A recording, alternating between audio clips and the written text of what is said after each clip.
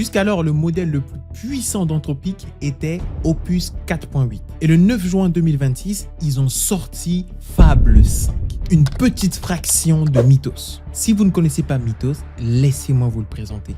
C'est ni plus ni moins un modèle qui est capable de trouver des failles zero day, j'ai bien dit zero day, c'est-à-dire qu'il est capable de trouver des failles sur les sites des géants américains. Alors Anthropic a décidé de retarder sa sortie le temps que toutes ces failles qu'il a découvertes puissent être corrigées. Et là, il nous donne accès à une petite portion de ce modèle. J'ai passé la journée à lire tous ces documents pour tout savoir sur ce modèle. Et dans cette vidéo, on va le décortiquer ensemble. Jusqu'alors, Anthropic nous a habitués avec les modèles Opus. On a eu les Opus 3, après les Opus 4. Mais là où je constate que Anthropic décide de passer à la vitesse supérieure, c'est que chaque mois, il nous sort un nouveau modèle.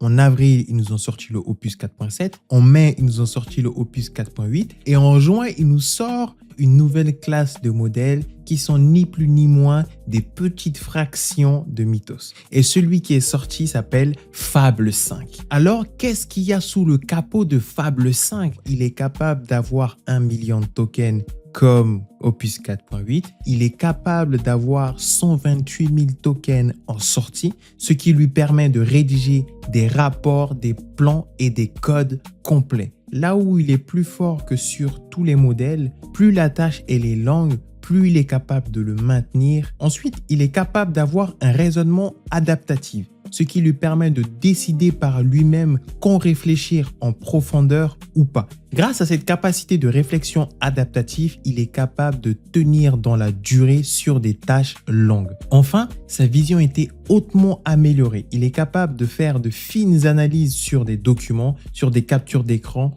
ou bien sur des maquettes. Rentrons maintenant plus en détail sur sa capacité d'adaptation à la réflexion. Sur les anciens modèles, le modèle de réflexion était une option à régler.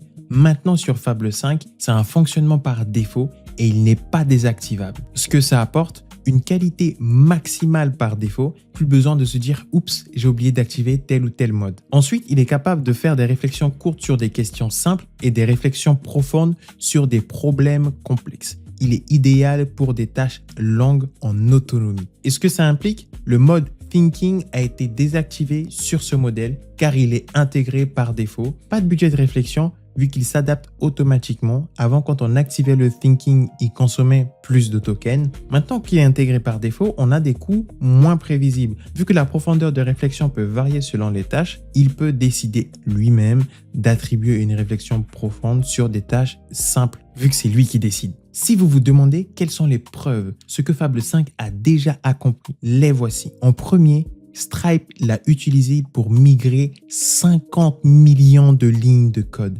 Vous imaginez même pas. Juste pour cette application de l'agence Horizon avec un dashboard admin et client et une page web, on a environ entre 10 et 30 000 lignes de code à peu près. Et vu qu'il est capable d'effectuer des réflexions sur de longue durée, il effectuait 1 million de lignes par jour. Et cela lui a pris 2 mois pour tout terminer. Ensuite, il a été utilisé pour jouer à un jeu. Et ce jeu, c'est Pokémon Fire Red. Et il a terminé uniquement en regardant les écrans. En dernier, il a été utilisé pour faire des recherches scientifiques. Ces hypothèses sont préférées par des chercheurs dans 80% des cas face à Opus. Et si vous vous demandez d'où je tiens de ces infos, sachez que j'ai passé toute la journée à lire tous ces documents afin de vous produire une vidéo de qualité. Surtout pour éviter que plus de personnes puissent être au courant, ne vous abonnez pas, ne likez pas, ne laissez aucun commentaire sous cette vidéo. Encore pire, si vous vous rendez sur votre téléphone pour booster cette vidéo, plus de personnes seront au courant de ce modèle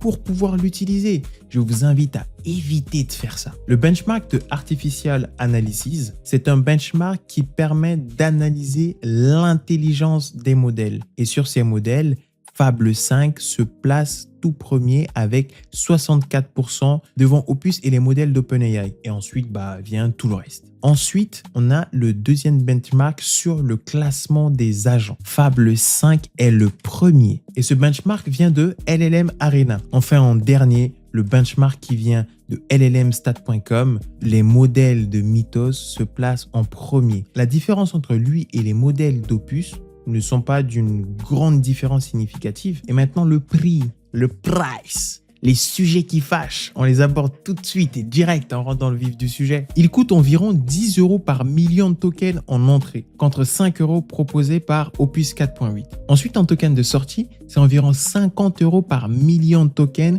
contre environ 25 € pour les modèles d'Opus 4.8. Et je comprends, parce qu'ils ont augmenté le nombre de tokens en sortie pour pouvoir rédiger de longs rapports et des gros volumes de documents. La raison de ces prix en tokens d'entrée et de sortie, comme on l'a vu, ils ont augmenté de 30% les tokens d'entrée et de sortie du modèle Fable 5.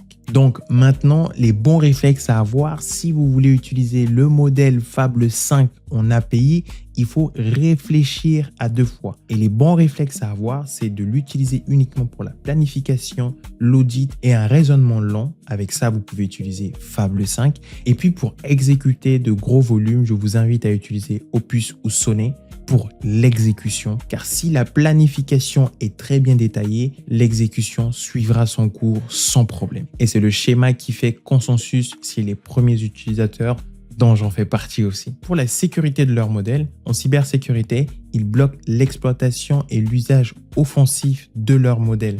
Dès qu'ils détectent que vous utilisez Mythos à des fins malveillantes, ils risquent de vous bloquer. Ce qui soulève la question suivante, est-ce que pour la sécurité, ils analysent tout ce qui passe? Ils n'ont pas communiqué sur le sujet. Je vous laisse faire votre avis sur cette question. Ensuite, tout ce qui concerne les demandes en biologie et en chimie, les requêtes sensibles basculent automatiquement vers Opus 4.8. Enfin, ils ont mis en place l'antidistillation qui empêche l'extraction des capacités de ce modèle pour la rétro-ingénierie. La rétro-ingénierie, tout simplement, c'est des personnes qui veulent récupérer le logiciel, l'ouvrir, le décortiquer pour comprendre son fonctionnement et le reproduire. 95% des sessions sur de longue durée s'effectuent sans interruption. Il a travaillé plus de 1000 heures pour trouver des bug bounty avec aucun contournement universel trouvé. Les bug bounty, c'est de analyser le code source d'une application afin de trouver et signaler des failles potentielles. Ensuite, ce sur quoi ils sont en train de travailler en bêta, le paramètre fallback. Un refus de travail par le modèle Fable 5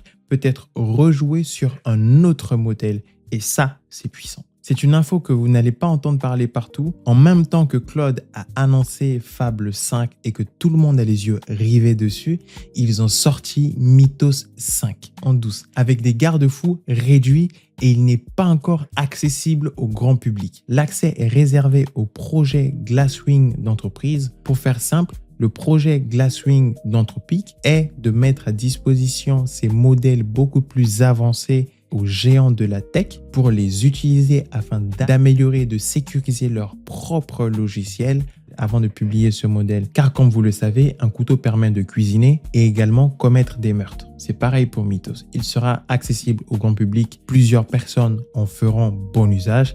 D'autres personnes les utiliseront pour des usages malveillants. Il les met aussi à disposition des organismes de recherche vérifiés uniquement. Et pour avoir accès à ces modèles, il faut candidater et leurs conventions sont hyper strictes. Les cas d'usage, aider dans la recherche biologique sur les protéines et les médicaments. Aider dans la cybersécurité défensive avancée. Car comme je vous l'ai expliqué au début de ces vidéos, Mythos est capable de trouver des failles dont on n'a même pas encore connaissance. Alors on l'utilise pour pouvoir rentrer dans cette boucle d'itération de trouver et combler ces failles de sorte à ce que les logiciels existants puissent être beaucoup plus robustes avant que ces modèles arrivent sur le marché. Et il aide dans la génomique autonome. C'est tout simplement dans le domaine de la robotique. Avant de l'adopter, voilà les 3 choses à savoir. Il est accessible dans l'abonnement Claude et à partir du 22 juin, il sera accessible via API. Si vous utiliserez ce modèle en API, la conservation de 30 jours obligatoire sur les API ne sera pas appliquée sur ce modèle. Et enfin, il gère aussi les refus, c'est-à-dire une requête refusée ne vous consommera pas de token en API.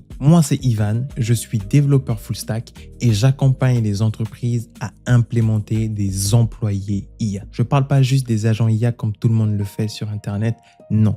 Je parle d'un employé IA, un employé qui a son propre ordinateur, sa propre boîte email et dont vous pouvez lui donner accès à certains de vos outils pour qu'il puisse effectuer des actions 24 heures sur 24 sans être fatigué. Et vous pouvez discuter avec lui partout où vous êtes avec plusieurs moyens de communication comme Slack, Telegram, WhatsApp et Discord et bien d'autres encore. Grâce à l'employé IA que j'implémente chez mes clients, il est capable de gérer vos contrats, vos process, votre CRM, votre facturation et tout tient dans un seul contexte, bien que vous aurez plusieurs conversations avec lui. Et le Graal, c'est plus vous discutez avec lui, plus il apprend sur vous et il s'auto-améliore. Il repère les incohérences et les oublis que personne n'a vus dans votre entreprise et il décharge votre équipe des tâches répétitives afin que ces derniers puissent se concentrer sur ce pourquoi ils ont été recrutés, apporter le plus de valeur à vos clients et contribuer à votre croissance. Si ça vous intéresse d'avoir un employé IA, vous trouverez en description un lien pour un audit de 30 minutes gratuite avec moi. On va analyser, décortiquer vos process et je vous dirai concrètement si un employé IA est adapté pour votre entreprise ou pas. Et vous repartez avec un document actionnable, même si l'on travaille ensemble ou pas. Si cette vidéo vous a plu, dans cette vidéo qui s'affiche à l'écran, je vous montre comment j'ai automatisé la rédaction de rapports d'une agence de marketing automatiquement via ce bouton. Allez, on se retrouve de l'autre côté.